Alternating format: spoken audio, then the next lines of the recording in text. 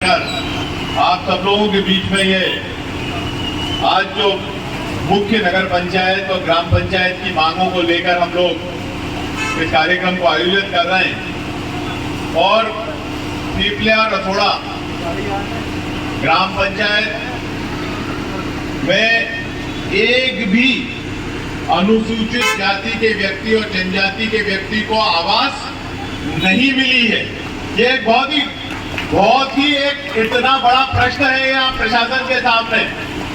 Bharatiya Janata party का जिला प्रशासन, यहाँ के विधायक जी, यहाँ के हमारे जनप्रतिनिधि, यहाँ के सांसद और सरकार के लिए कि आपको एक भी अनुसूचित जाति का पात्र व्यक्ति नहीं मिला, एक भी पीपलिया रसोड़ा गांव में, जिसको प्रधानमंत्री आवास आप दिला सकें। आज इन माताओं बहनों की लड़ाई के लिए हम सब लोग यहाँ पर एकत्रित हुए हैं। इसी मामले के साथ साथ हमारे जो गांव है पीपलिया रसोड़ा, यहाँ पर 1500 से अधिक संख्या में हमारे अनुसूचित जाति के भाई बहन रहते हैं, अलग अलग समाज, और उनमें से आप एक को भी लाभ नहीं दिला सके। इससे ज्यादा शर्मिंदगी की बात यहाँ के राजगढ़ जिले के प्रशासन के लिए एक भी नहीं है।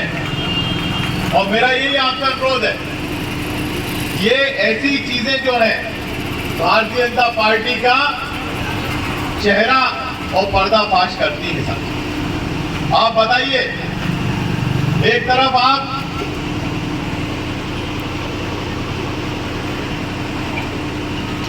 ये बात करते हैं कि हम संविधान में परिवर्तन कर देंगे, दूसरी बात तरफ आप सैकड़ों स्थानों पर मध्य प्रदेश में संविधान निर्माता बाबा साहब अंबेडकर की प्रतिमाओं के साथ खिलवाड़ हुआ है। उसके बाद आप धार्मिक सम्मेलनों का आयोजन करते हैं, वहां समरसता की बात करते हैं, और उसी के ठीक विपरीत आप जो अधिकार बाबा साहब ने हमारे अनुसूचित जाति के भाइयों और बहनों को दिलाया था, उससे उनको वंचित रखते हैं। ये भारतीय जनता पार्टी की मानसिकता को स्पष्ट करता है कि कथनी, करनी और होनी, तीनों में भाजपा में क्या क्या अंतर है। आपको क्या जरूरत पड़ी? सागर में हुआ, अभी क्यों भाई साहब, सागर में हुआ, 4 जगहों पर सागर में संविधान निर्माता राष्ट्र पुरुष बाबा साहब भीमराव अंबेडकर की मूर्तियों के साथ खिलवाड़ हुआ।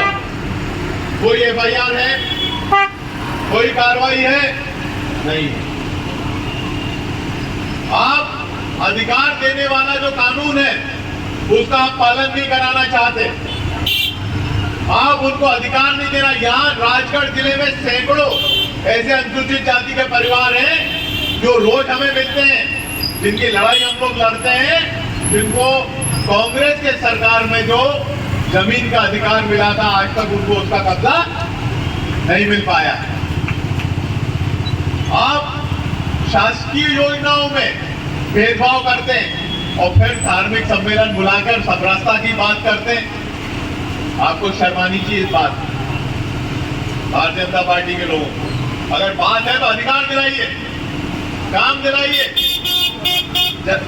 जो एक व्यक्ति का संवैधानिक अधिकार है उसका हनन करना बंद कीजिए, क्योंकि ये संविधान पूरे भारतवर्ष का संविधान है। और एक हमारे जो साथी हैं, उनको अगर आप संवैधानिक अधिकारों से वंचित करेंगे तो निश्चित रूप से हम जो संविधान के प्रति शपथ ले चुके हैं, संविधान के प्रति जो कृतज्ञ हैं, जो संविधान के साथ हैं, वो लोग आपके सामने आके हमारी विचारधारा खड़ी होगी और हक दिलाने की लड़ाई हम लोग लड़ेंगे। ये हम आपको विश्वास दिलाते हैं। राहुल गांधी जी ने एक ही बात कही है कि अगर भारत को एक करने का अगर कोई एक साधन है, कोई एक व्यवस्था है, तो वो भारत का संविधान है, जो गरीब को अधिकार दिलाता है और हर भारतीय को अपनी पहचान दिलाता है। और उस संविधान के प्रति हम दृढ़ संकल्प हैं। आप सब लोगों को साथ लेकर आज की ये, क्योंकि भाषण बहुत सारे हो भी गए हैं, हमारे